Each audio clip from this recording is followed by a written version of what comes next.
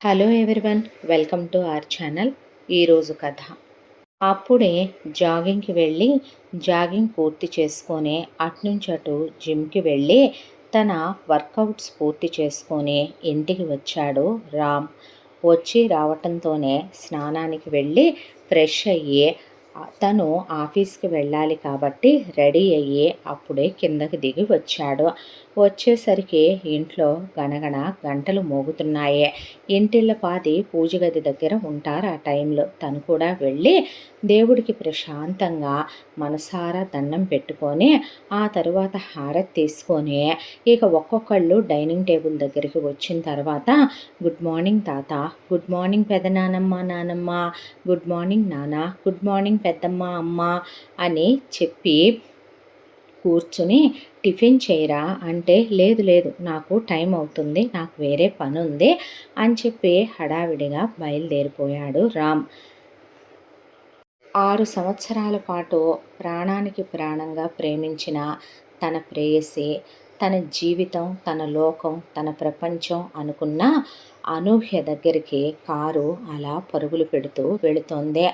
అనూహ్య తమ ఆఫీస్లో తనతో పాటు వర్క్ చేయమన్నా వద్దని బయట వేరే ఆఫీస్లో వర్క్ చేస్తోంది. వేరే అమ్మాయి అనూహ్య కలిసి ఫ్లాట్మేట్స్గా ఒక 2 BHK ఫ్లాట్లో ఉంటున్నారు. వాళ్ళిద్దరూ ఉద్యోగాలు చేసుకుంటారు. రామ్ వాళ్ళు చాలా డబ్బున్న వాళ్ళు, పెద్ద పెద్ద వ్యాపారాలున్నాయి. రామ్ పీజీ అయిపోగానే పెళ్లి చేసుకుందాం అని అడిగినా రామ్కి టెన్షన్స్ ఎక్కువగా ఉంటాయి కాబట్టి ముందు నువ్వు ఓన్ బిజినెస్ కాబట్టి నీ మీదే మీ తాతగారు మీ నాన్న భారాలన్నీ వదిలేశారు కాబట్టి ముందు 1 సంవత్సరం పాటు నువ్వు బిజినెస్లో కుదురుకో. ఆ తర్వాత బిజినెస్లో ఉన్నటువంటి ఆటుపోట్లు, బిజినెస్లో ఉండే ఎత్తుపల్లాలు అన్నిటి గురించి నువ్వు కూలంకషంగా తెలుసుకున్న తరువాత నీ మీద నుంచి ప్రెషర్ అనే టెన్షను స్ట్రెస్సు తగ్గిన తర్వాత అప్పుడు పెళ్లి గురించి ఆలోచిద్దాం. 2 పడవల మీద కాళ్ళు వేయకూడదు రామ్. ఇటువైపున ఫ్యామిలీకి టైం ఇవ్వలేకపోతున్నానని, కొత్తగా పెళ్ళయిందని, మరొక వైపున ఆఫీస్ పనుల్లో హడావిడి అయిపోతోందని, 2 వైపులా నువ్వు టెన్షను స్ట్రెస్సు తీసుకోలేవు. నువ్వు ఓవర్ సెన్సిటివ్ అని నాకు తెలుసు అని. పర్వాలేదు, ప్రేమించినప్పుడు నచ్చిన ప్రేమ వెయిట్ చేయడానికి నచ్చదా? మనమేమైనా లాంగ్ డిస్టెన్స్ రిలేషన్షిప్లో ఉన్నామా? ఒకే ఊరు కదా, రోజు కనిపిస్తూనే ఉంటావు నువ్వు నాకు, నేను నీకు కనపడుతూనే ఉంటా, టెన్షన్ ఎందుకు అని ధైర్యం చెప్పింది అనూహ్య. అలా ప్రతిరోజు ఉదయాన్నే అనూహ్యని చూడందే మనసొప్పదో అనూహ్యని తీసుకెళ్ళి తన ఆఫీస్ దగ్గర డ్రాప్ చేసి ఈవినింగ్ అనూహ్యని పిక్ చేసుకుని రోజు బయటికి తీసుకెళ్తాడు. ఒకరోజు సినిమాకి, ఒకరోజు మాల్కి, ఒకరోజు షాపింగ్కి, ఒకరోజు పబ్కి, ఇలా ఎక్కడో చోటకి రోజు తీసుకొని వెళ్ళి అనూహ్యని తన ఫ్లాట్ దగ్గర దింపేసి తను ఇంటికి వెళ్ళిపోతాడు. అంతా దాంట్లో 6 సంవత్సరాల ప్రేమ ఒకళ్ళని ఒకళ్ళు విడదీయలేనంత బంధంగా ఏర్పడిన అనూహ్య ఒక్కటే అంటదే, సీతారాముల ప్రేమంతా పవిత్రంగా ఉండాలి.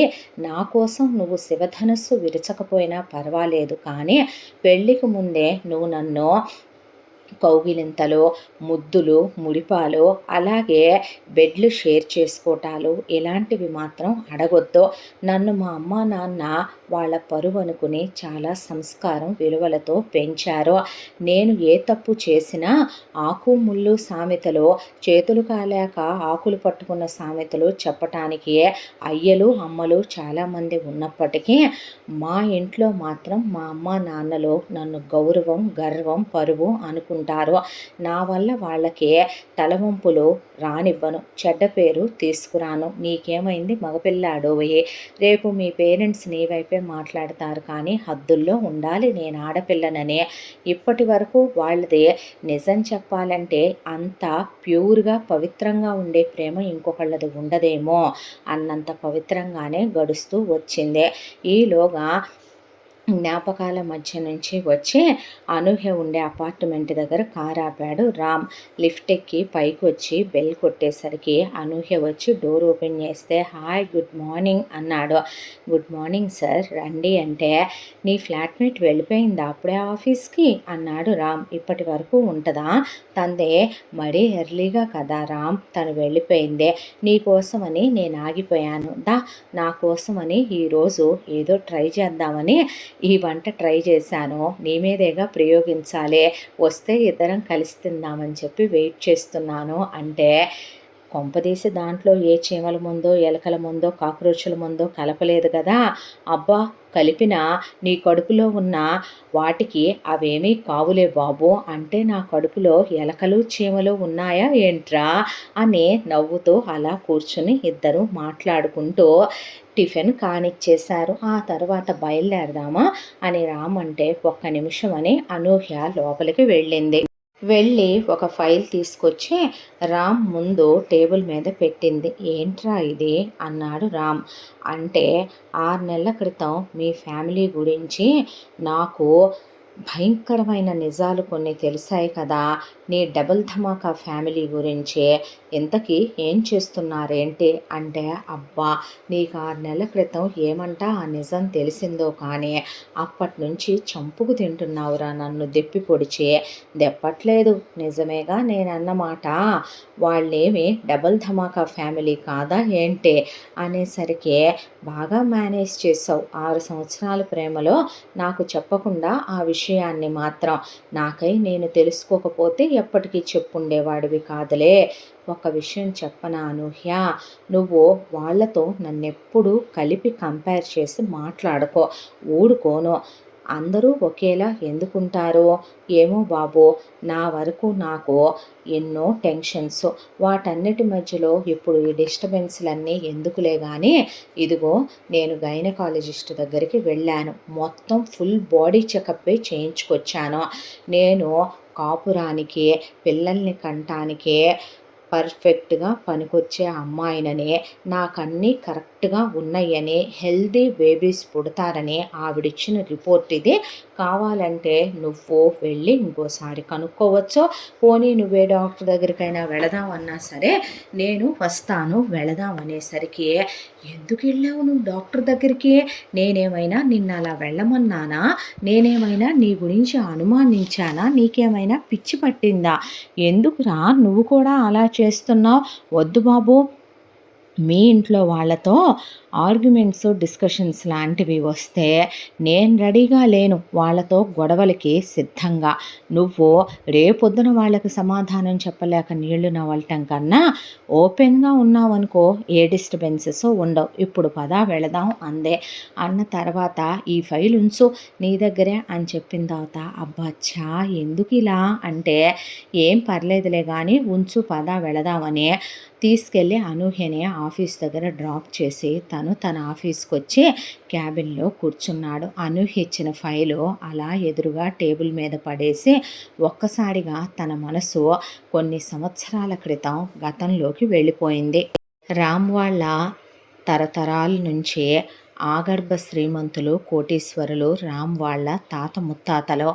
దానితోనే ఎంతో కాలం నుంచే వాళ్ళకి ఏదో శాపం ఉందని, ఆ శాపం వల్ల ఆ ఇంట్లో ఎవరైతే మొదటిసారి ఒక స్త్రీని పెళ్లి చేసుకుంటారో ఆమె గర్భవతి అవదని, గర్భవతి అయినా పుట్టే పిల్లలు నిలవరని, ఏదో ఒక రూపేణ కడుపులో బిడ్డలు కడుపులోనే చనిపోతారని, అది తరతరాలుగా వస్తున్న శాపమని, వాళ్ళు గొడ్రాళ్ళుగా మిగిలిపోతారని, రెండవసారి వివాహం చేసుకునే వాళ్ళతోనే వీళ్ళకి సంతాన యోగం ఉంటుందని, అది పూర్వకాలం నుంచి వస్తోందని రామ్ వాళ్ళ తరతరాలు చెప్పుకుంటూ ఉంటారు. అలా రామ్ వాళ్ళ తాత ముత్తాతలు ప్రతి ఒక్కళ్ళ ఫోటోల్లో కూడా ఒక మగవాడికి 2 ఆడవాళ్ళు భార్యలుగా ఉంటారు. అది అలా ట్రావెల్ చేసుకుంటూ రామ్ వాళ్ళ తాతయ్య కూడా ముందు రామ్ వాళ్ళ పెద్దనానమ్మని వివాహం చేసుకొని వచ్చాడు. వచ్చిన తర్వాత పెళ్ళయ్యి సంవత్సరాలు గడిచిపోతున్నా ఆవిడ గర్భవతి కాలేదు. వచ్చిన గర్భాలు వచ్చినట్టు ఏదో ఒక కారణంతో గర్భస్రావాలు అయిపోతున్నాయని ఇక ఆవిడకి పిల్లలు పుట్టే యోగం లేదనే తరువాత రామ్ వాళ్ళ నానమ్మనే రెండో పెళ్లి చేసుకున్నాడు. పెద్ద భార్య అనుమతితోనే రామ్ వాళ్ళ తాతయ్య. ఆ తర్వాత రామ్ వాళ్ళ నాన్న పుట్టుకొచ్చాడు. ఆ తర్వాత మళ్ళీ ఇక ఆవిడకి పిల్లలు లేరు. వెరసి రామ్ వాళ్ళ తాతయ్యకి ఇద్దరు భార్యలు. సవతులిద్దరూ సొంత అక్క చెల్లెళ్ళుగా చాలా అన్యోన్యంగా ఉంటారు, ఉండాలి, ఉండి తీరాలి ఆ ఇంట్లో. ఇక రామ్ వాళ్ళ తాత ఆ ఇంట్లో నియంత. ఏది ఎలా జరగాలనేది నిర్ణయించేది ఆయన. కట్టుబాట్లు, కులగోత్రాలు, సాంప్రదాయాలు అంటూ చండ శాసనుడు ఆయన. చాలా రకాలైనటువంటి ఆర్డర్ల మీద మనుషుల్ని నడిపిస్తూ ఉంటాడు. తను గీసిన గీత దాటకూడదు అనేటటువంటి నియమాలు పెట్టు కూర్చున్న వ్యక్తి. ఈ రోజుల్లో కూడా ప్రపంచం ఎంత అప్డేట్ అయినా ఇప్పటికీ కూడాను ఆయన అనుకుందే జరగాలి, ఆయన చెప్పినట్టే వినాలి, ఆయన చెయ్యమందే చెయ్యాలి, లేకపోతే ఊరుకోడు ఆయన. ఆ తర్వాత రామ్ వాళ్ళ నాన్న విషయం. పెరిగి పెద్దవాడయ్యాడు. ఇంటర్మీడియట్ తర్వాత పై చదువులన్నీ లండన్ వెళ్ళి చదువుకొని తిరిగొచ్చాడు. రామ్ వాళ్ళ తాత నానమ్మలో ఫిక్స్ చేసిన ఒక అమ్మాయిని చూసి పెళ్లి చేసుకున్నాడు. ఆవిడే రామ్ వాళ్ళ పెద్దమ్మ. ఆవిడకి 5-6 నెలల గర్భాలు రావటం, పోవటం ఇలా జరగటంతో ఇక ఆవిడకి పిల్లలు పుట్టరు అని వీరికి తెలిసిన తర్వాత వెంటనే రామ్ వాళ్ళ నాన్నకి మరొక సంబంధం చూసి రామ్ వాళ్ళ అమ్మనిచ్చి రామ్ వాళ్ళ పెద్దమ్మ అనుమతితోనే ఆవిడ కూడా ఒప్పుకోవాలి, ఒప్పుకొని తీరాలి. అలా ఆవిడ ఇష్టప్రకారమే ఈవిడ్ని పెళ్లి చేసుకున్నాడు రామ్ వాళ్ళ నాన్న. రామ్ వాళ్ళ అమ్మా నాన్నలకి మళ్ళీ రామ్ ఒక్కడే సంతానం. ఆ తర్వాత మళ్ళీ పిల్లలు లేరు రామ్ వాళ్ళ అమ్మ నాన్నలకే. అంతా దాంట్లో పెదనానమ్మ నానమ్మ ఎలా కలిసి మెలిసి ఉంటారో అక్క చెల్లెళ్ళలా వీళ్ళిద్దరూ సవతులు కూడా సొంత అక్క చెల్లెళ్ళు కాకపోయినా బయట కుటుంబాల నుంచి వచ్చిన నాన్నతో అన్యోన్యంగా ఉంటూ వీళ్ళిద్దరూ చాలా కలిమిడిగా కలిసి మెలిసి ఉంటారు. ఇక రామ్కి అర్థం కాని విషయం ఒక్కటే. రామ్ దగ్గరికి వచ్చేసరికి వీళ్ళు ఎలాంటి నిర్ణయాలు తీసుకుంటారో అనే. పెద్దనానమ్మే ఒక రోజున రామ్కి చెప్పిందే, మన వంశంలో పూర్వీకులైన మగవాళ్ళకి ఎవరో ఒక స్త్రీ కడుపు మండి శాపం పెట్టిందనే. దాంతో ఆవిడ కాళ్ళ మీద వెళ్ళి పడితే మీకు తొలి భార్యతో సంతానం కలగరనే, మీకు మరుపెళ్ళి చేసుకుంటేనే సంతానం కలుగుతారని, ఏ రోజైతే ఒకే భార్యతో మీకు సంతానం కలుగుద్దో ఆ రోజే నా శాప విమోచనం కలుగుద్దందంట. కాబట్టి మన ఇంట్లో పూర్వీకులు తరతరాలుగా ప్రతి ఒక్కళ్ళకి 2 భార్యలు ఉంటారయ్యా అనే. కానీ రామ్ ఈ తరం కుర్రాడు కాబట్టి, పైగా తను చదువుకున్నవాడు కాబట్టి అలాంటివి నమ్మడు. ఇవన్నీ మైత్స్ అని, మూఢనమ్మకాలని కొట్టి పడేస్తూ ఉంటాడు. తనకి ఇలాంటి వాటి మీద నమ్మకాలు ఉండవు. మనం మంచి బుద్ధి కలిగి మంచి ప్రవర్తన కలిగి ఉంటే మనం ఒకళ్ళకి హాని చేయనప్పుడు ఎవరో తాత ముత్తాతల కాలం నాడు చేసిన పాపాలు శాపాలు మనకెందుకు తగులుతే? మన బుద్ధి ఆలోచనలు సరిగ్గా ఉంటే దేవుడు మనకంతా మంచి చేస్తాడు అనుకునే మంచివాడు రామ్. దానికి తోడు రాముడు నిజంగా ఏకపత్ని వ్రతుడు అన్నట్టు రామ్ తన జీవితంలో ఒకే ఆడది ఉండాలి, ఆ ఆడది అనూహ్య అయి ఉండాలి. ఒకళ్ళని ప్రేమించి ఆ తర్వాత వాళ్ళతో కాపురం చేసి వాళ్ళకేదో పిల్లలు పుట్టరు కదా అని చెప్పేసి ఇంకొక ఆడదాన్ని తన జీవితంలోకి ఆహ్వానించే తన మనసు శరీరాన్ని పంచటం రామ్ వల్ల జరగని పని. దాంతోనే రామ్ ఇన్ని సంవత్సరాల ప్రేమలో అనూహ్యకి అసలు ఈ విషయం చెప్పలేదు. అనూహ్య వాళ్ళది చాలా ఫ్రెండ్లీ ఫ్యామిలీ. అమ్మా నాన్నలకి అనూహ్య ఒక్కటే కూతురు. అలాగని అనూహ్యకి ఆత్మాభిమానం ఎక్కువ. తన ఫ్యామిలీ ఇలాంటిదని తెలిస్తే బయట ప్రపంచం అసహ్యించుకుంటారు. తన జీవితంలోకి వచ్చే అమ్మాయి భయపడిపోవచ్చు. రేపు తనకు కూడా 2 పెళ్ళిళ్ళు చేస్తారనే కంగారు పడవచ్చు. కంగారు పడేదేముంది? అదే తాత నిజం కూడా చేసేస్తాడు. కాబట్టే ఆ అమ్మాయి కంగారు పడుద్దనే దాంతో రామ్ ఇన్ని సంవత్సరాలుగా ఆ విషయాన్ని దాచిపెట్టాడు. ఎన్నోసార్లు అనూహ్య ఇంటికి తీసుకెళ్ళొచ్చుగా అని అడిగినా కూడా ఇప్పుడు కాదు, మరోసారి వెళదాం, తర్వాత వెళదాం అని చెప్పుకుంటూ రోజులు గడుపుకుంటూ వచ్చాడు. అయితే ఈ మధ్యనే తమ పీజీ అయిపోయిన తర్వాత ఒకరోజు రామ్ పుట్టినరోజు వచ్చింది. రామ్ ఎటు రమ్మనమంటలేదు అనే దాంతో నైట్ పూట అనూహ్య కేక్ తీసుకుని వీళ్ళింటికి సడన్ సర్ప్రైజ్గా వెళ్ళేసరికి వీళ్ళ తాత పక్కన ఇద్దరు పెళ్ళాలు, వీళ్ళ నాన్న పక్కన ఇద్దరు పెళ్ళాలని చూసి షాక్ అయిపోయి షాకులో అలా నిలబడిపోయిన తర్వాత వీళ్ళింట్లో మగాళ్ళేమి సిగ్గుపడటమో భయపడటమో, వీళ్ళింట్లో ఆడవాళ్ళేమి బిడియపడటమో అలాంటివి ఏమీ చెయ్యరు. దాంతో రామ్ వాళ్ళ తాత, నేనేనమ్మా ఈ ఇంటి పెద్దనే, ఈ ఇంటి యజమానినే, నాకు ఇద్దరు భార్యలు, ఈవిడ నా పెద్ద సతీమణి, ఈవిడ నా రెండో సతీమణి అని చెప్తే రామ్ వాళ్ళ నాన్న she's my first wife, she's my second wife అని చెప్పాడు. చెప్పేసరికి రామ్ తాతయ్య సంగతి అంటే తీసే, కానీ నాన్న లండన్లు వెళ్ళి చదువుకొని వచ్చి పిల్లలు పుట్టలేదన్న ఒకే ఒక్క కారణంతో పెద్దమ్మని పక్కన పెట్టేసి అమ్మని పెళ్లి చేసుకొని పిల్లల కోసం చేసుకున్నాడా, ప్రేమతో చేసుకున్నాడా? మళ్ళీ ఇద్దరికీ వంతులు వేసుకుని సోమవారం పెద్ద భార్య గదిలోకి, మంగళవారం రెండో భార్య గదిలోకి ఇద్దరికీ సుఖాలను ఇస్తున్నాం, ఇద్దరికీ నగలు చేయించుతున్నాం, ఇద్దరికీ మేము ట్రిప్పులకి తీసుకెళ్తున్నాం, ఇద్దరికీ కావలసిన చీరలు కొనిపెడుతున్నాం, సినిమాలకి తీసుకెళ్తున్నాం, లగ్జరీలు కల్పించాం, పనులు చేయిస్తున్నామా, ఇద్దరిని మేము గౌరవంతోనే చూస్తున్నాం. ఏ వ్రతం చేసినా, ఏ పూజలు చేసినా, ఏ నోములు నోచినా అందరూ ధర్మపత్ని అంటారైతే ద్విపత్నుల్ని చెరో పక్కన కూర్చోబెట్టుకొని చేస్తున్నాము. దేవుళ్ళకి లేరా ఇద్దరు పెళ్ళాలు, మాకుంటేనే తప్ప. ఒకప్పుడు రాజులు మహారాజులు వాళ్ళకే ధర్మపత్ని ఒకటైతే వాళ్ళకి ఉపపత్నులు ఎంతోమంది ఉండేవాళ్ళు, వాళ్ళు కాకుండా ఇక మిగతా వాళ్ళు లెక్కలేనంతమంది ఉండేవాళ్ళు. మగాడికి విలాసవంతమైన జీవితం అనుభవించే హక్కు ఆ దేవుడే ఇచ్చాడు. అయినా వీళ్ళని కోర్టులు కేసులు ఇలాంటివి ఏమీ చేయలేకపోవటానికి మరో కారణం వీళ్ళ మొదటి భార్యలు కూడా రెండో భార్యల్ని అనుమతించటం, ఇష్టపడటం, వాళ్ళతో కలిసిపోవటం, భర్తలుగా వీళ్ళని వదిలేసుకోలేకపోవటం, వీళ్ళతో వాళ్ళు అడ్జస్ట్ అయిపోయి బ్రతకటం, ఇవన్నీ కూడాను రామ్కి అదే అసహ్యాన్ని చిరాకుని తెప్పిస్తుంది. తన ఫ్యామిలీ అంటే వీళ్ళ నాన్న కానీ తాత కానీ బయటికి వెళుతుంటే ఒక్కటే అనుకుంటారు ఊళ్ళో జనాలు, ఇద్దరు పెళ్ళాలు ముద్దులు మొగుళ్ళు వస్తున్నారు చూడండి. ఒక పెళ్ళాంతో ఇంకో పెళ్ళాంతో డ్యూటీలు మారి మొగుళ్ళు వెళుతున్నారు గదుల్లోకని. ఇంట్లో పని వాళ్ళ దగ్గర నుంచి అందరూ గుసగుసలాడుకుంటూ చుట్టాలు బంధువులు రకరకాలుగా చెప్పుకుంటుంటే తల నరికేసినట్టు అనిపిస్తుంది రామ్.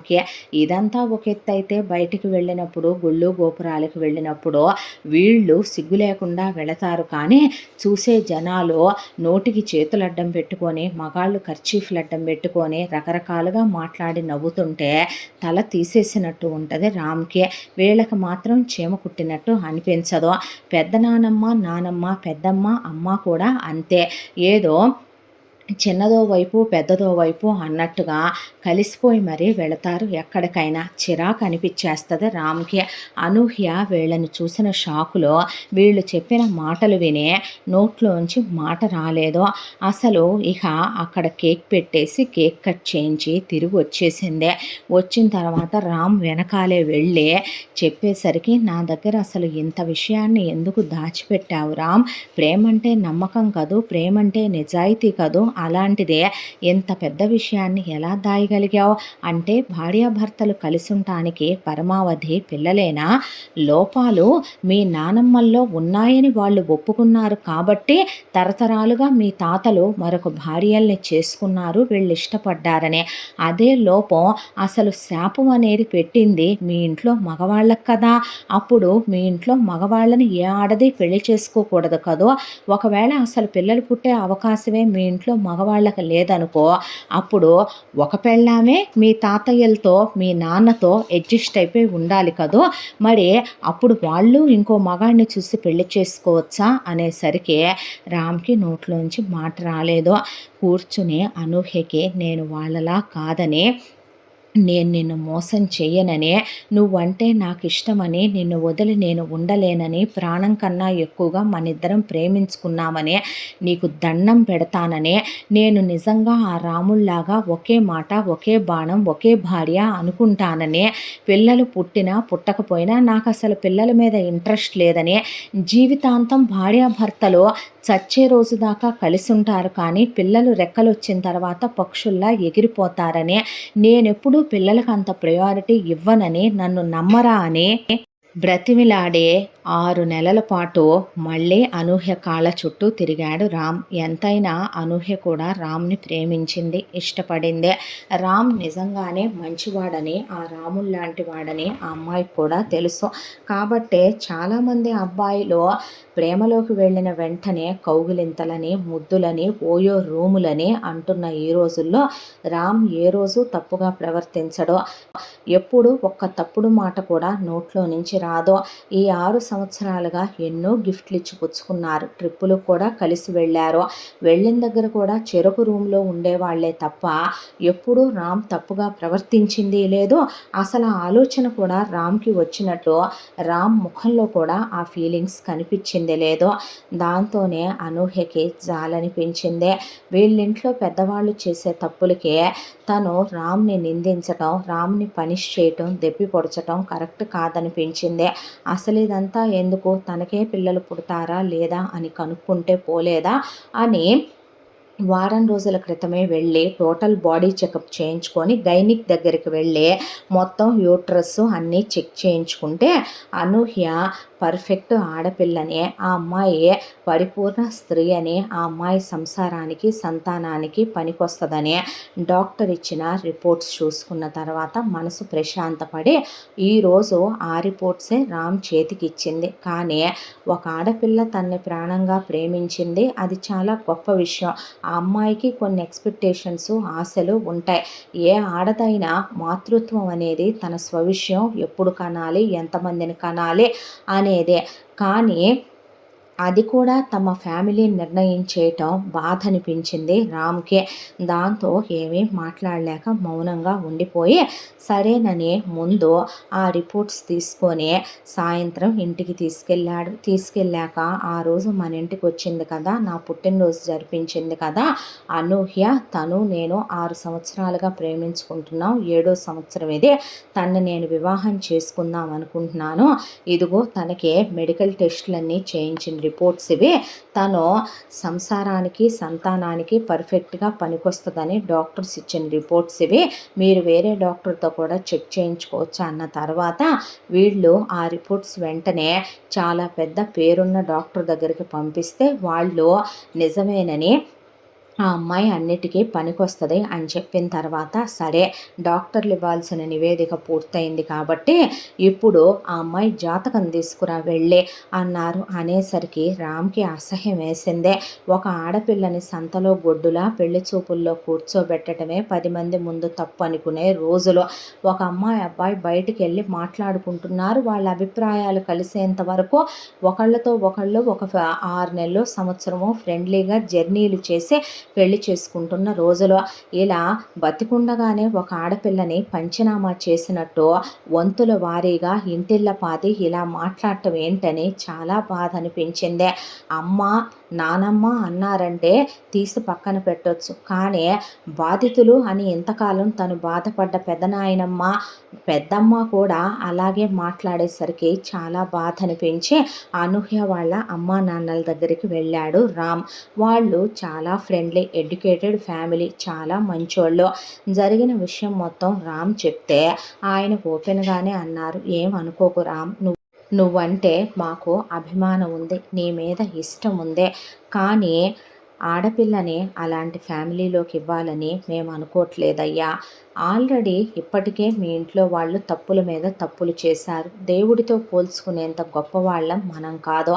భార్యాభర్తల బంధం అంటే కలకాలం ఒకళ్ళ మీద ఒకళ్ళు ప్రేమ, ఆప్యాయత, అనురాగం, ఇష్టంతో కలిసి ఉండాలే కానీ పిల్లల కోసం, ప్రపంచం కోసం, లోకం కోసం బ్రతికేది బ్రతుకని మేము అనుకోము. అలా అనుకుంటే పెళ్ళయ్యాక మాకు చాలా కాలం పిల్లలే లేరు రామ్.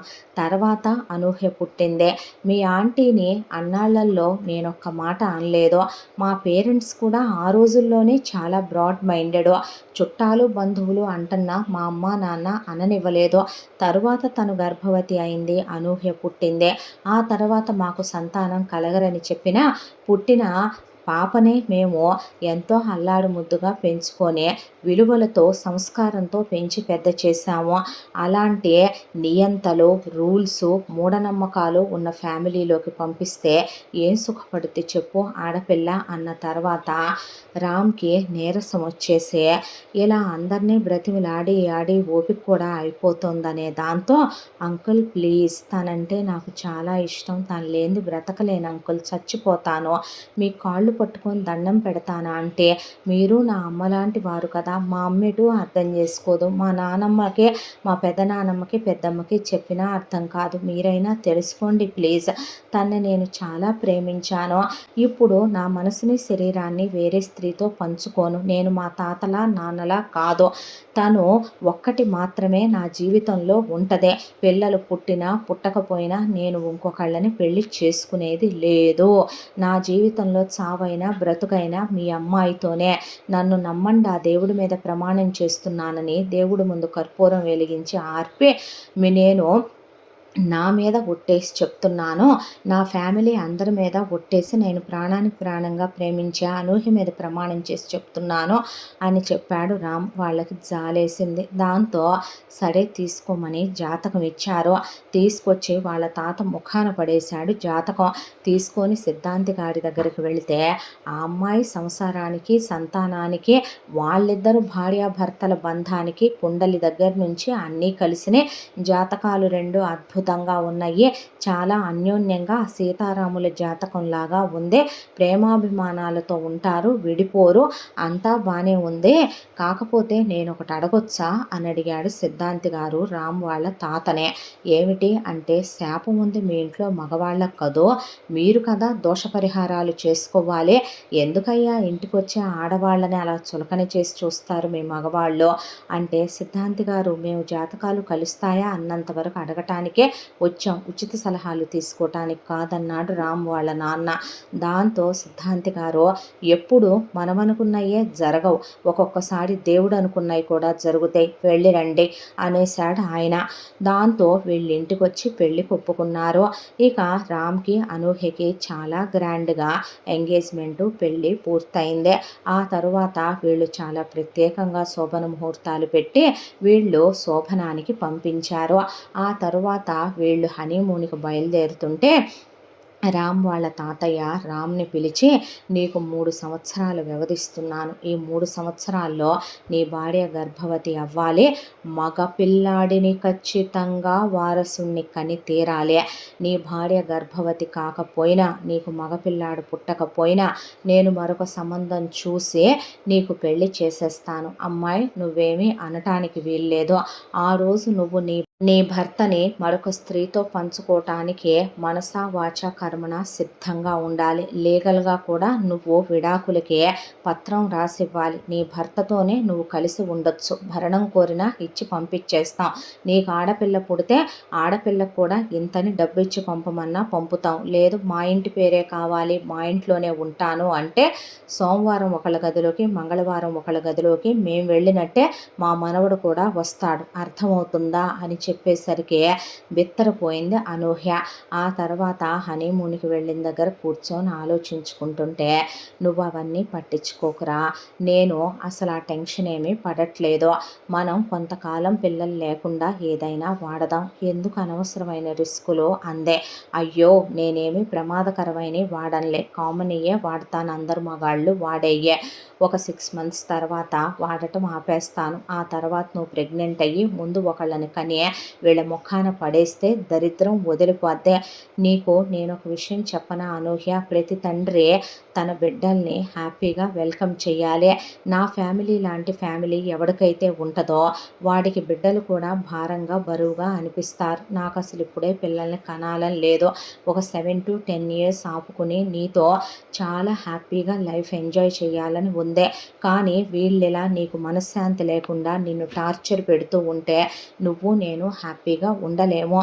దాంతోనే నేను ఈ నిర్ణయం తీసుకున్నాను. మన పెళ్ళికి ముందే నిన్ను తీసుకొని నేను వేరు కాపురం పెడతానంటే నా కాళ్ళు ఇరక్కొడతానని మా చుట్టాలు బంధువుల్ని తీసుకొచ్చి పంచాయతీ పెట్టి మినిస్టర్ల దగ్గర నుంచి పెద్ద పెద్ద వాళ్ళు తెలుసు కాళ్ళు చేతులు కట్టి తీసుకొచ్చి ఇంట్లో పడేస్తానని, వాళ్ళ కళ్ళెదురుగానే మనం కాపురం చేసుకోవాలి, నువ్వు గర్భవతి అవ్వాలి, వాళ్ళ కళ్ళెదురుగానే పిల్లల్ని కనాలి, లేకపోతే ఊరుకోమన్నాడు మా తాతయ్య.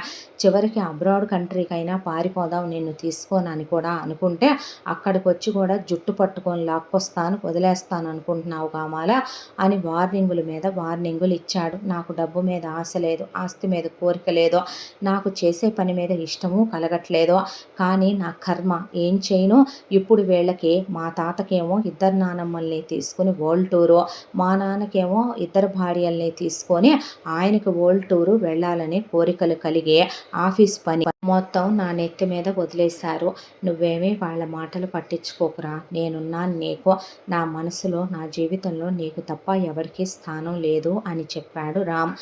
తర్వాత ఇద్దరు హ్యాపీగా గడిపి ఇంటికి వెళ్ళారు. వెళ్ళిన దగ్గర నుంచే పిల్లలు పిల్లలు కడుపు కడుపు అనే తల ఒక పక్కన పట్టుకునేసరికి చిరాకు వచ్చేసింది రామ్కి. ఆ తర్వాత అనూహ్య కూడా 6 నెలల తర్వాత ఇంకా ఆపేయి రామ్ అనేసరికి రామ్ వాడటం ఆపేసి అనూహ్యకి ఆపేశానని చెప్పాడు. ఆ తర్వాత 6 నెలల కాలం గడిచింది. అనూహ్య గర్భవతి అవ్వలేదు. వేరే సంబంధాలు చూసుకుంటే పోద్దేమో, పెళ్ళిళ్ళ పేరైన రమ్మంటే అనే వాళ్ళ తాతయ్య అనేసరికి, తాత నువ్వు కాస్తైనా సంస్కారం సభ్యత ఉన్నట్టే మాట్లాడుతున్నావా, ఏంటిదంతా, టైం ఇవ్వు దేనికైనా కూడా, మరీ అలా బిహేవ్ చెయ్యొద్దు నువ్వు ప్లీజ్ అన్నాడు రామ్. ఆ తరువాత అనూహ్య ఒక రోజున గర్భవతి అయిందనే విషయం తెలిసి ప్రెగ్నెన్సీ స్ట్రిప్ చేతిలో పెట్టిన తర్వాత నమ్మలేదు. వాళ్ళు వేరే డాక్టర్ని పిలిపించి అనూహ్యకి టెస్టులు చేయించితే అవునండి షీఈస్ ప్రెగ్నెంట్ అని చెప్పాక అప్పుడు వీళ్ళు చాలా ఆనందపడి మళ్ళీ పుట్టేది మగపిల్లాడా ఆడపిల్ల అని మళ్ళీ ఇంకో సందిగ్ధంలో ఆ అమ్మాయి గురించి జాతకాలు వేయించడం, అంజనాలు వేయించడం, సోది చెప్పించటం, ఆ అమ్మాయిని ఒక రకమైనటువంటి టార్చర్ కాదు అంతా. దాంట్లో రామ్ ఒకవైపున అనూహ్య దగ్గర కేర్ టేకర్ని పెట్టాడు, ఒక అమ్మాయిని పెట్టి తను ఆఫీస్కి వెళ్ళి తీరాలి. వాళ్ళ నాన్న వాళ్ళ తాతయ్య ఇప్పుడు రెస్టింగ్ పీరియడ్లో ఉన్నారు, రిటైర్ అయిపోయారు వాళ్ళు. కాబట్టి ఆఫీస్ పని చాలా హెక్టిక్గా ఖాళీ లేనంత రామ్ మీద భారం పడిపోయింది. న్యూ కాంట్రాక్ట్లు అవి ఇవి వచ్చే. దాంతో అనూహ్యని వీలైనంత వరకు తనే పక్కనే ఉండి చూసుకుంటూ డాక్టర్ చెకప్పులకి తీసుకొస్తూ ఈలోపు పుట్టింటి సీమంతాలు, అత్తింటి సీమంతాలు, చలువలు అన్నీ కంప్లీట్ అయిపోయినాయి. అనూహ్యకి 8వ నెల వచ్చిందే.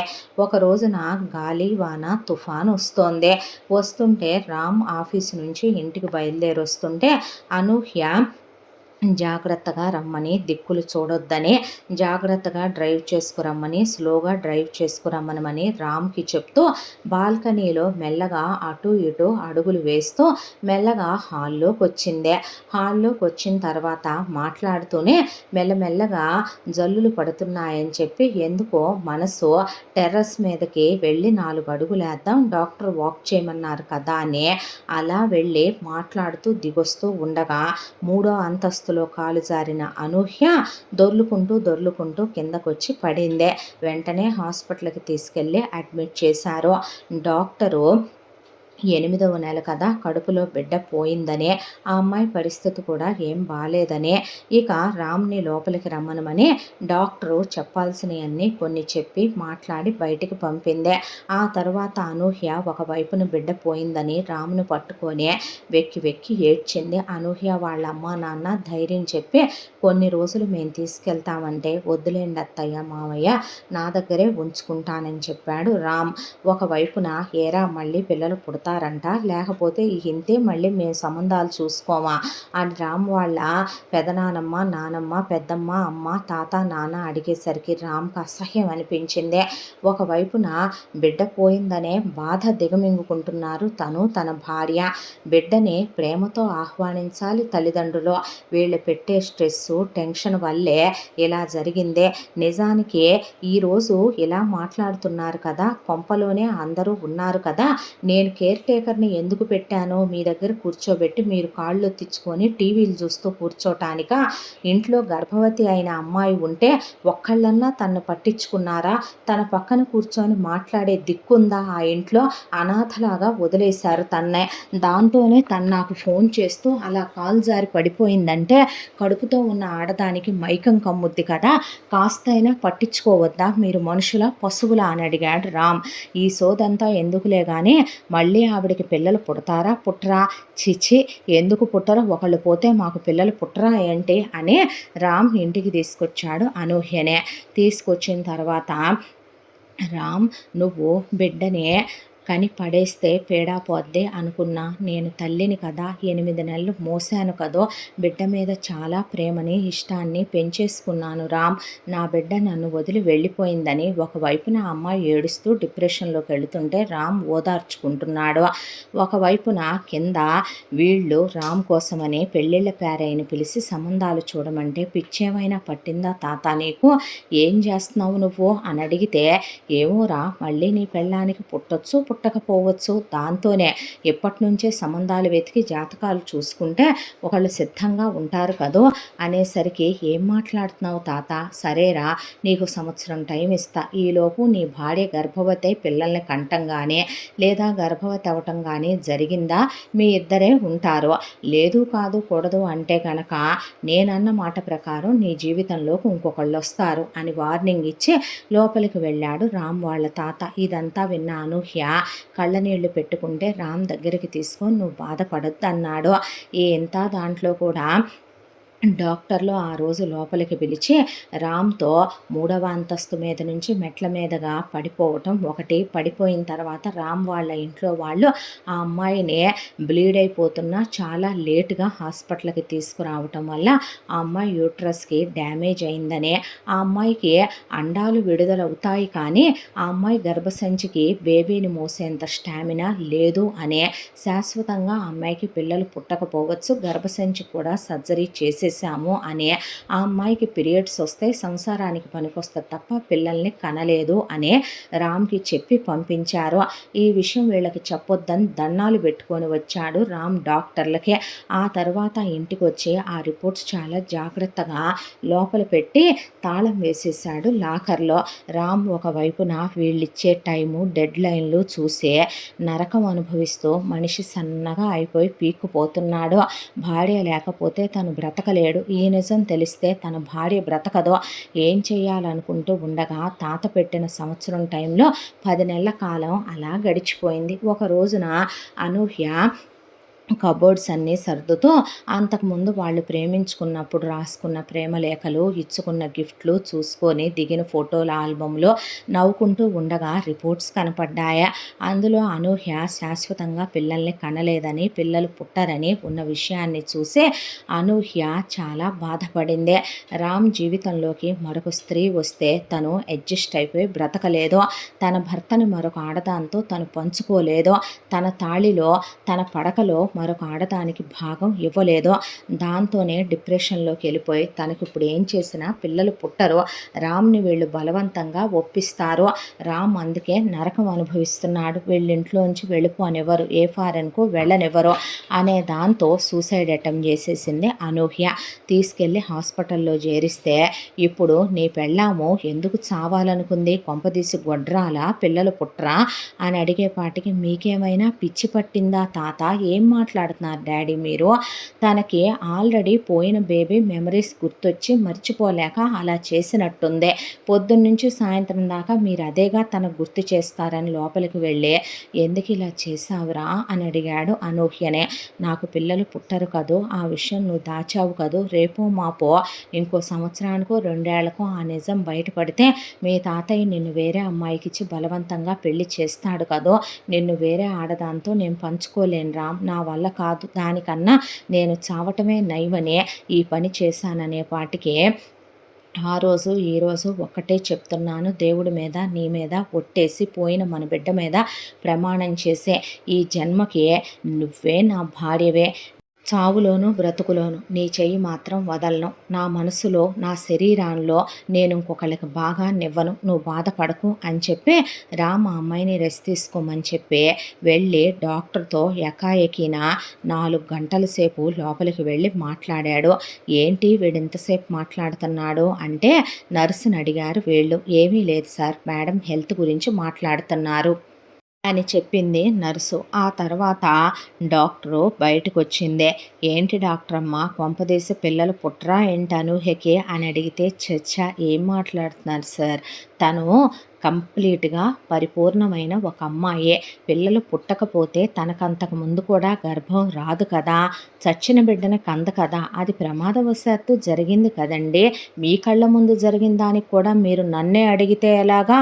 మరి అలాంటప్పుడు కడుపులో బిడ్డ ఉన్న అమ్మాయి గర్భిణీ స్త్రీ ఇంట్లో ఉన్నప్పుడు మీ ఇంట్లో 4 ఆడవాళ్ళు ఉన్నారు, 2 మగవాళ్ళు ఉన్నారు, పనివాళ్ళు ఉన్నారు, కేర్ఫుల్గా చూసుకొని ఉండాల్సిందేమో కదూ.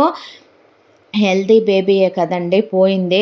ఏమైనా లోపాలున్న బిడ్డ, పుట్టిన బిడ్డను కూడా మీరు చూశారుగా, మగబిడ్డే కదా పుట్టింది అన్న తర్వాత ఇప్పుడు ఏంటి వీడు మాట్లాడింది? తనేమీ నాతో మాట్లాడలేదు. ఆ అమ్మాయి చాలా డిప్రెషన్లో ఉంది. మీరు కొంతకాలం పాటు ఆ అమ్మాయిని అతన్ని ఎక్కడికైనా చల్లటి ప్రదేశాలకి విదేశాలకి పంపిస్తే ఆ అమ్మాయికి 2-3 నెలల్లోనే గర్భం వచ్చేస్తుంది. ఇంట్లో ఉంటే రాని కడుపు దేశాలు మారితే వచ్చుద్దా? అయ్యో, మీకు ఎలా చెప్తే అర్థమవుతుందండి. ఇంట్లో ఉంటే ఆ పరిసరాలు, మీరు ఆ అమ్మాయికి చనిపోయిన బిడ్డని ఆ జ్ఞాపకాలనే గుర్తు చేస్తూ ఉంటారు కదా. మిమ్మల్ని చూసినా ఆ అమ్మాయికి అవే గుర్తొస్తాయి కదా. ఆ ఇంట్లో ఆ అమ్మాయి అంతకుముందు గర్భవతిగా ఉన్నప్పుడు ఇల్లంతా తిరిగి ఉంటుంది కదా, బిడ్డతో ఎన్నో జ్ఞాపకాలు ముడిపడి ఉంటాయి కదా. ఆ అమ్మాయి మానసికంగా చాలా సున్నితమైన మనిషే. ఆ అమ్మాయి బాధపడుతోంది పోయిన బిడ్డని తలుచుకొని. పైగా ఇక్కడ మీ ఇంట్లో ఉంటే వాళ్ళు భార్యాభర్తలుగా రాత్రుళ్ళు రోజుకు 1-2 సార్లు కలవగలరు. అలా కాకుండా మీరు విదేశాలకు పంపిస్తే వాళ్ళు కాపురం మాత్రమే చేసుకుంటారు కాబట్టి చల్లటి ప్రదేశంలో మీ మనవడిది కూడాను వేడి శరీరం కాబట్టి త్వరగా గర్భం వచ్చే అవకాశం ఉంటుంది. ఇంతకన్నా నేను మీకు చెప్పలేనండి. మీరు అర్థం చేసుకుంటే చేసుకోండి, పిల్లలు కావాలనుకుంటే, లేకపోతే లేదు మీ ఇష్టం అనేసింది డాక్టర్. అన్న తర్వాత నేను తను తీసుకొని ఒక 6 నెలలు వెళ్ళొస్తాను అన్నాడు రామ్. అన్న తర్వాత 6 నెలలు ఎందుకురా, సరే ఒక 3 నెలలు వెళ్ళొస్తాను అన్న తర్వాత, సరేలే అలాగైతే అని వెళ్ళి రండి, వచ్చేటప్పుడు కడుపుతో తిరిగి రావాలమ్మాయి, లేకపోతే ఊరుకోము అనేసరికి అబ్రాడ్ పారిపోతున్నామా అంది అనూహ్య. మనం పారిపోతే వాళ్ళు వెనక్కి పట్టుకురాలేనంత పిచ్చోళ్ళేం కాదులే, నువ్వు పద అని అబ్రాడ్ తీసుకొచ్చిన తర్వాత అక్కడ ఒక డాక్టర్ దగ్గరికి తీసుకెళ్తే అనూహ్యని తన్ని చెక్ చేసి చూసిన తర్వాత కొన్ని సర్టిఫికెట్లు, పేపర్స్ అక్కడ సబ్మిట్ చేశాడు రామ్. ఇక్కడికి వస్తే ట్రీట్మెంట్ చేసి నాకు పిల్లలు పుడతారని చెప్పారా ఎవరైనా? నీకేమైనా పిచ్చి పట్టిందా అనూహ్య? నీకు ఎగ్స్ రిలీజ్ అవుతున్నాయి. నీ ఎగ్ నా స్పోము కలిసి ఇండియాలో ఉన్న డాక్టరే ఈ డాక్టర్ని రిఫర్ చేశారు. మన విషయం గురించి ఇక్కడ ఈవిడితో డిస్కస్ చేశారు. ఒక సరుగెట్ మదర్ని ఆల్రెడీ చూసి ఉంచారు. ఆ సరుగెట్ మదర్లోకి నీ ఎగ్ నా స్పోము కలిసి బేబీని తయారు చేసి పెట్టి ఆ తర్వాత ఆ బేబీని మనకిస్తారు. బేబీని తీసుకొని మనం ఇండియాకి వెళుతున్నాం. కానీ నాకు గర్భం ఏది అని అడుగుతారుగా మీ ఇంట్లో వాళ్ళు. ఎలా మేనేజ్ చేస్తావంటే, నేను నీ భర్తనే, నాకు ఎలా మేనేజ్ చెయ్యాలో అది ఎంతైనా నా ఫ్యామిలీ కదా, వాళ్ళ తంత్రాలు, రాజతంత్రాలు, కుతంత్రాలు చూస్తూ పెరిగిన వాడినే, నాకు ఆ మాత్రం తెలీదా అని రామ్ ఒక 2 నెలల పాటు సైలెంట్గా ఉన్నాడు. ఆ తర్వాత సక్సెస్ అయిందని, సరగేట్ మదర్ ప్రెగ్నెంట్ అయిందని చెప్పి లోపలికి పెట్టామని చెప్పి అంతా ఓకే అని చెప్పి చెప్పింది డాక్టరు. ఆ తర్వాత అమ్మయ్య అనుకోనే ఇక వీళ్ళు అక్కడే ఉన్న తర్వాత ప్రెగ్నెన్సీ స్ట్రిప్ ఒకటి ఫేక్ది క్రియేట్ చేసి అనూహ్య ప్రెగ్నెంట్ అయిందని చెప్తే, నిజమేనా అంటే స్ట్రిప్ చూపించాడు. ఆ తర్వాత తీసుకొచ్చే ఇండియాకి అలాగైతే అంటే లేదు, వచ్చింది డెలికేట్ కాంప్లికేటెడ్ ప్రెగ్నెన్సీ అంట, ఇప్పుడు జర్నీ చేయించి తీసుకురాను తాత అన్న తర్వాత, పోనీ మేము వస్తాంరా, వద్దు మీరు వచ్చిన దగ్గర నుంచి తనకి చనిపోయిన బిడ్డే గుర్తొస్తుంది అని చెప్పి బయటికి వెళ్ళి ఒక సిలికాన్ ప్రెగ్నెన్సీ అవన్నీ తీసుకొచ్చి ఫేక్ ప్రెగ్నెన్సీ క్రియేట్ చేసి ఏది పొట్ట చూపించు అని వీళ్ళ పెద్దమ్మ అమ్మ ఆడవాళ్ళమేగా మేము అనేసరికి ఆ పొట్ట చూపిస్తే పొట్ట దురదొస్తుంది, అయి రాస్తున్నావా ఈ రాస్తున్నావా అడ్డమైన గడ్డి తినకో, పోయినసారి ఒక బిడ్డని మింగేశావో, నువ్వు అసలే మహమ్మారిలా తయారయ్యావని ఆ అమ్మాయిని నానా మాటలు అంటూనే ఉంటే ఇక్కడ కొన్ని ఆయిల్స్ మెడిసిన్స్ ఇచ్చారులే అని చెప్పిన తర్వాత అలా 10 నెలల కాలం గడిచిపోయింది. ఆ తర్వాత ఆ రోజు సర్రొగేట్ మదర్కి నొప్పులు వస్తున్నాయి. ఏదిరా, ఒకసారి నువ్వు లేబర్ రూమ్లోకి వెళ్ళి వీడియో ఆన్ చేసి ఒకసారి ఏ బిడ్డలు పుడుతున్నారో నీ పెళ్ళాం నొప్పులు ఎలా పడుతుందో చూపించు అనేసరికి అసలు వీళ్ళు మనుషుల మృగాల అనిపించే, సారీ నానమ్మ, సారీ అమ్మ, సారీ పెద్దమ్మ, ఏమనుకోవద్దు పెద్ద నానమ్మ, నేను లోపలికి వెళ్ళను, నాకు అసలే భయం అలాంటివి చూడాలంటే. అదేంట్రా అలా మాట్లాడతావు, కేకలేని పట్టలేదేంటి నీ పెళ్ళానే, ఇది ఫారిన్ హాస్పిటల్, డోర్స్ క్లోజ్ చేశారు, నేను థియేటర్ రూముల్లోకి లేబర్ రూముల్లోకి వెళతాను అసహ్యంగా, ఏం మాట్లాడుతున్నారు అనేసరికి ఇక సరిసరిలే ఏ బిడ్డ పుట్టిందో చెప్పు అన్నారు. ఎలాంటి మనుషులు అనుకోవాలి వీళ్ళనే, ఇంత పైశాచికంగా ఒక ఆడదాన్ని నరకం పెట్టొచ్చా అసలు, నేను వీడియో చూపించాలంట, బిడ్డను ఎలా కంటోందో నొప్పులు ఎలా పడుతోందో, మనుషులు అంటారా వీళ్ళని, చిచ్చి అనిపించింది రామ్కి. ఆ తర్వాత డాక్టరు ట్విన్స్ని తీసుకొచ్చి రామ్ చేతిలో అనూహ్య చేతిలో పెట్టింది, ఒక పాప ఒక బాబు. దాంతో ఇవ్వాల్సిన డబ్బులు ఆ సర్రొగేట్ మదర్కి ఇమ్మని డాక్టర్ చేతిలో చెక్కు పెట్టి హెల్ప్ చేసినందుకు డాక్టర్కు దండం పెట్టి డాక్టర్ చేత మాట్లాడిచ్చాడు ఇండియాకి. మీకు మనవడు మనవరాలు పుట్టారని ఆవిడ చెప్పింది ఇంగ్లీష్లో. ఏంట్రా అంటదా డాక్టరు అని రామ్ వాళ్ళ తాత అడిగితే, కమల పిల్లలంట నాన్న, పాప బాబు అంట అనేసరికి అనూహ్య తెలిసిపోద్దేమో, ఎందుకు తెలుస్తుంది, నీ పోలికలు నా పోలికలే వస్తాయే, డిఎన్ఏలు చేసినా కూడా బయటికి రావు పిచ్చిదానా అన్నాడు రామ్. ఆ తర్వాత ఇంకా ఇండియాలో ఇలాంటి మనుషులు ఉన్నారా అనేసి వెళ్ళింది ఆ డాక్టర్. ఆ తర్వాత దండం పెట్టి ఆ అమ్మాయి తలకు ఒక గుడ్డ కట్టి ఇంటికి తీసుకొస్తే, పిల్లల్ని తల్లిపాలు ఇస్తున్నావా, తనకి ట్విన్స్ను కానీ అంతకుముందు బేబీ పోయి పాలు లేవంట, వాళ్ళు పాల పొడి రాసిచ్చారు అదే పట్టిస్తున్నామంటే తీసుకొని రారా అని అడిగేపాటికి ఒక 3 నెలలు ఆగి తీసుకొస్తాను, ఇప్పుడు డెలివరీ అయిన మనిషిని ఎలా కదిలిస్తాను అని 3 నెలలు ఆగాక ఇండియాకి తీసుకొచ్చాడు. చూడటానికి పిల్లలిద్దరి ముఖంలో వీళ్ళిద్దరు పోలికలు కొట్టొచ్చినట్లు కనపడుతుంటే అమ్మయ్య అనుకొని ప్రశాంతపడిన తర్వాత 1 సంవత్సరం వాళ్ళయ్యారు పిల్లలు. ఈ సంవత్సరంలో జరగాల్సిన అకేషన్స్ అన్నీ కంప్లీట్ అయిపోయిన తర్వాత రామ్ వాళ్ళ తాత పోయాడు. పోయేటప్పుడు ఆస్తి రామ్కి పెట్టి పోయాడు. ఆ తర్వాత నేను అనూహ్యని పిల్లల్ని తీసుకొని వేరే వెళ్ళిపోతాను నాన్న అంటే, అదేమిట్రా అన్నారు రామ్ వాళ్ళ పెదనానమ్మ, నానమ్మ, పెద్దమ్మ, అమ్మ, నాన్న. మీకు తాత నాకు ఆస్తి పెట్టినా మీ పేరు మీద ప్రాపర్టీస్ పెట్టాడు, ఈ ఇల్లు పెట్టాడు, బ్యాంకులో బోలెడంత క్యాష్ ఉంది, మీ దగ్గర నేను ఉండాల్సిన అవసరం ఏమీ లేదు, పిల్లల్ని ఇంటర్నేషనల్ స్కూల్లో చేరుద్దాం అనుకుంటున్నాను, ఆఫీస్కి స్కూల్కి దగ్గరగా ఉందామని విల్లా కొనేసుకున్నాను, ఆఫీస్కి అనూహ్య హెల్ప్ నాకు కావాలి, రోజు తనని తీసుకెళ్ళాలి, పిల్లల్ని కేర్ టేకర్ చూసుకుంటారు, లేదంటే మా అత్తగారు మామగారి దగ్గర వదిలేసి వెళతాము, కాబట్టి నేను వేరేనే వెళ్ళిపోతాను అని రామ్ అనూహ్యని పిల్లల్ని తీసుకొని వేరే వెళ్ళిపోయాడు. అనూహ్య ఈ విషయం వాళ్ళ అమ్మ నాన్నలకి చెప్పింది. అల్లుడికి చేతులెత్తి దండం పెట్టి, అందరూ కొడుకులాంటి అల్లుడు కావాలనుకుంటారయ్యా, కానీ మా కొడుకే ఉన్నా నీలా ఉండేవాడు కాదేమో, ఎంత గొప్పోడివి బాబు నువ్వని తల మీద చెయ్యేసి దీవించారు వాళ్ళు. అనూహ్య రాముడే భర్తగా రావాలని ప్రతి ఆడపిల్ల కోరుకుంటదే, కానీ నువ్వు ఆ దేవుడే నా భర్తగా పుట్టాడా అనిపించేంత గొప్పవాడివే, నీ రుణం ఏమిచ్చి తీర్చుకోవాలో నాకు అర్థం కావటం లేదు. ప్రతి మగాడు ఆడదాన్ని ప్రేమించానని చెప్పి ఆ కాస్త అవసరం తీరిపోయిన తర్వాత వేరే ఆడవాళ్ళ వైపు ఆశ చూపిస్తూ ఆశపడుతూ ఉంటాడు, కానీ నువ్వు అలా కాదు, నువ్వు నిజంగా ఆ రాముడివే, దేవుడివే అంటే పిచ్చిదానా! భార్యాభర్తల బంధం చాలా పవిత్రమైందే. దాన్ని పిల్లలతోనో, లేదు చుట్టుపక్కల వాళ్ళ కోసమో, ఆస్తి కోసమో, డబ్బుల కోసమో, అందం కోసమో, కొన్ని రాత్రులు సంతోషంగా గడపటం కోసమో ముడివేయకూడదు. అదే అన్యోన్యమైన దాంపత్యం అనిపించుకోదు. భార్యాభర్తలు నమ్మకంతో కలిసి కాపురం చెయ్యాలి. జీవితాంతం కలిసుండాలి. పిల్లలదేముందిరా, అయినా అక్కడుంటే ఇంకా నలుగురిని, ఐదుగురిని కనమంటేనేగా నేను అమెరికాలోనే ఆపరేషన్ చేయించుకొని వచ్చానని చెప్పాను వాళ్ళకి. ఇప్పుడు ప్రశాంతంగా ఉంది కదా మన మనసు, మన పిల్లలు, నువ్వు, నేను హ్యాపీగా జీవితం సాగిపోవటం లేదు. ఇంతకన్నా ఏం కావాలి అన్నాడు. భర్తని, పిల్లల్ని చూసుకుంటూ అనూహ్య మనసు ఆనందంతో నిండిపోయింది. ఇంతటితో ఈ కథ సమాప్తం. మళ్ళీ మరొక మంచి కథతో కలుసుకుందాం. తప్పకుండా మన ఛానల్ని లైక్ చేయండి, షేర్ చేయండి, సబ్స్క్రైబ్ చేయండి, బెల్ ఐకాన్ క్లిక్ చేసి ఆల్ అనే బటన్ని ప్రెస్ చేయడం మర్చిపోకండి. ఇంత మంచి కథను మనకు అందించిన కథా రచయిత్రి సాయి లలిత గారు. మరో మంచి కథతో తప్పకుండా మీ ముందుకు వస్తాను. Thank you so much.